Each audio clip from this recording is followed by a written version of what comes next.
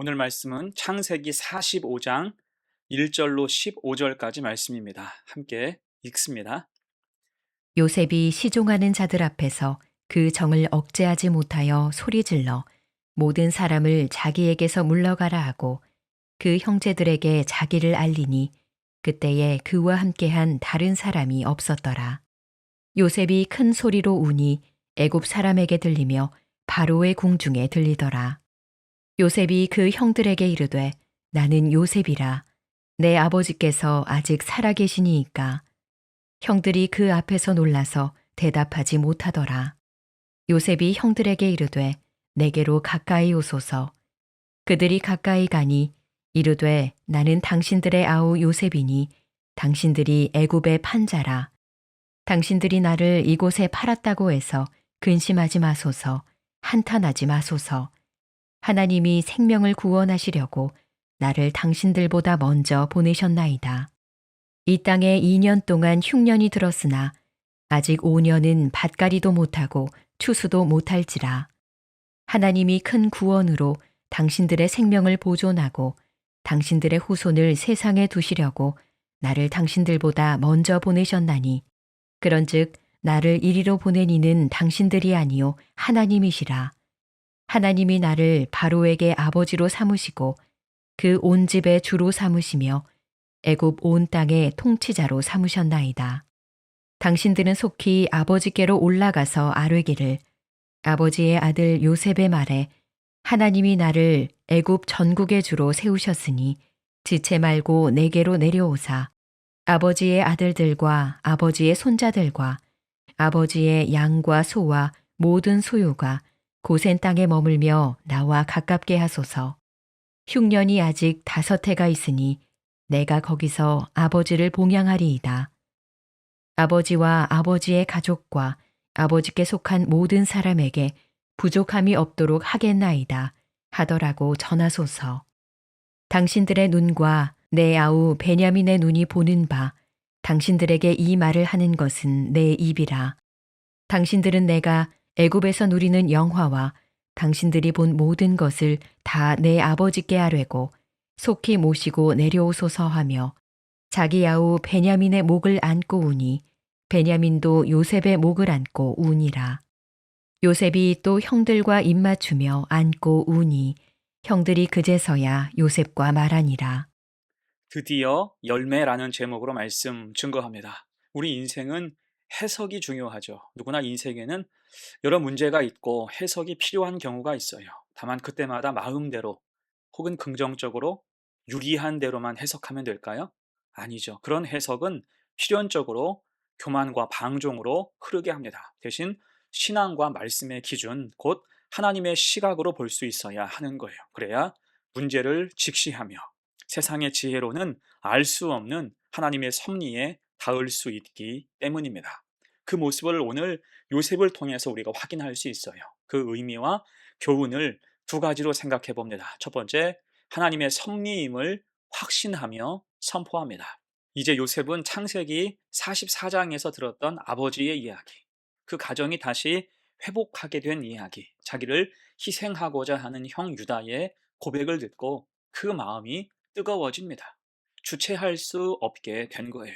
오늘 1절과 2절 보세요. 요셉이 시종하는 자들 앞에서 그 정을 억제하지 못하여 소리질러 모든 사람을 자기에게서 물러가라 하고 그 형제들에게 자기를 알리니 그때에 그와 함께한 다른 사람이 없었더라. 요셉이 큰 소리로 우니 애굽 사람에게 들리며 바로의 궁중에 들리더라.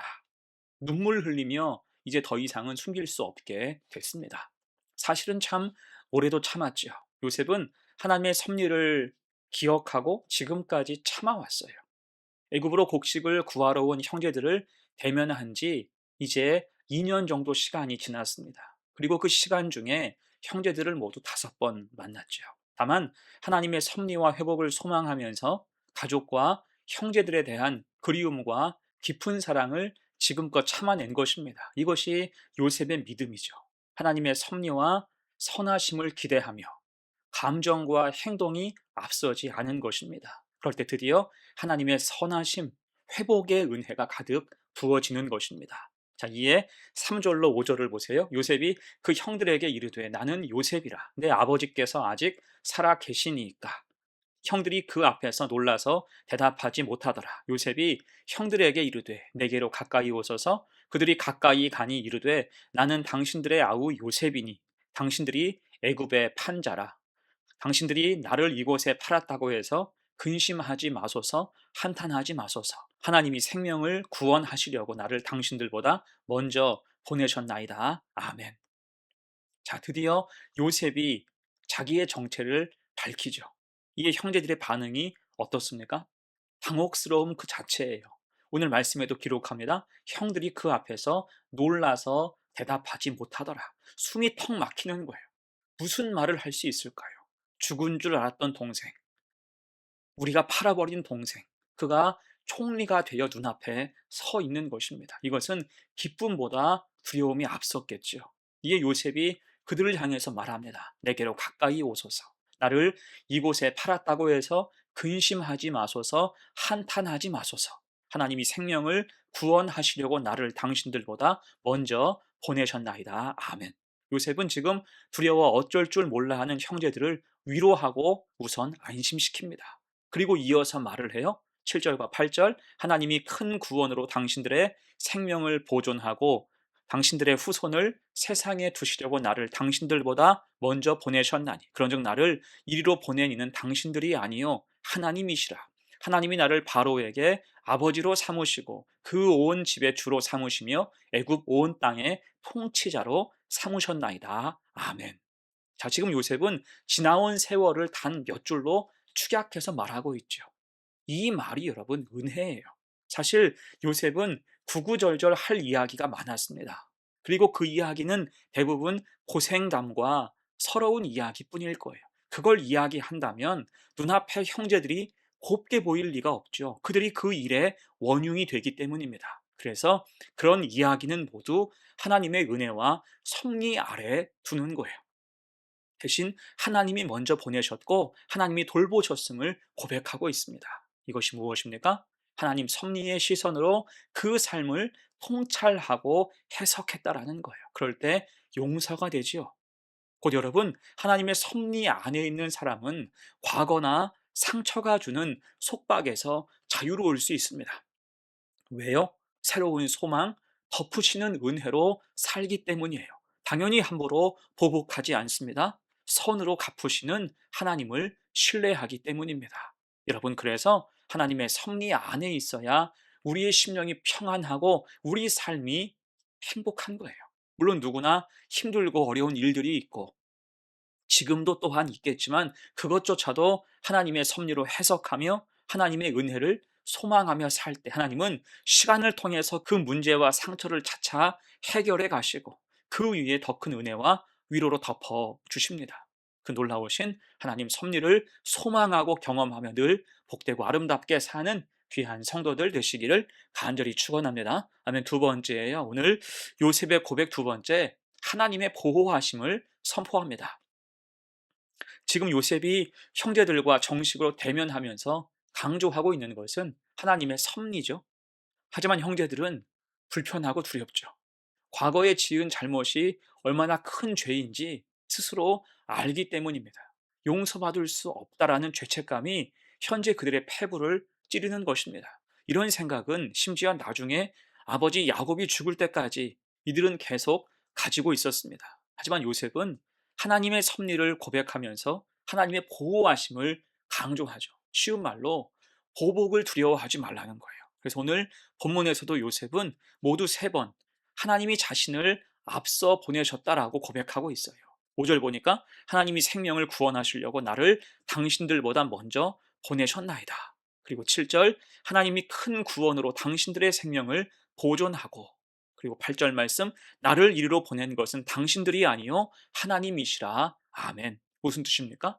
하나님이 나를 보호하시고 인도하셨는데 내가 어떻게 함부로 보복하겠냐는 거예요. 이 사실은 요셉이 앞으로도 계속 말하며 확인하고 또 강조합니다. 곧 우리는 모두 하나님의 섭리 아래 있고 하나님의 보호하심 안에 거한다는 것입니다. 그 앞에서 자기 의나 혈기를 드러낼 필요가 없다라는 거죠. 그리고 이런 보호하심의 확신은 요셉의 경험이기도 했습니다. 그 힘겨운 노예 생활과 감옥 생활 중에서 하나님은 늘 그를 보호하고 붙잡아 주셨다는 거예요. 그럴 때 헛된 생각은 모두 차단된다는 것입니다. 여러분, 그래서 성도는 하나님의 섭리를 믿고 그 보호하심 아래에 있다는 것에 대해서 확신해야 할 것입니다. 하나님은 지난 시간 동안 나를 사랑하시고 그 길을 지키셨으며 보호하셨어요. 그러니 앞으로도 계속 그 은혜는 내 삶을 통해서 흘러갈 것이고, 그래서 더욱 우리는 하나님의 뜻 안에서 살아야 한다는 것입니다. 함부로 혈기를 부리거나 자기 의를 드러내지 말고 너와 나 우리 모두 그 섭리 안에 있으니 서로 사랑하며 살아가야 한다는 거예요. 그 위에 은혜는 부어집니다. 이 믿음으로 더불어 복되게 살아가는 귀한 성도들 되시기를 간절히 축원합니다. 이제 말씀을 마무리하면서 요셉은 그들 모두를 이제 초청하죠. 10절, 11절, 아버지의 아들들과 아버지의 손자들과 아버지의 양과 소와 모든 소유가 고센 땅에 머물며 나와 가깝게 하소서. 흉년이 아직 5해가 있으니 내가 거기서 아버지를 봉양하리다. 아버지와 아버지의 가족과 아버지께 속한 모든 사람에게 부족함이 없도록 하겠나이다 하더라고 전하소서. 아멘. 사실 지금껏 이 말을 하고 싶었을 거예요.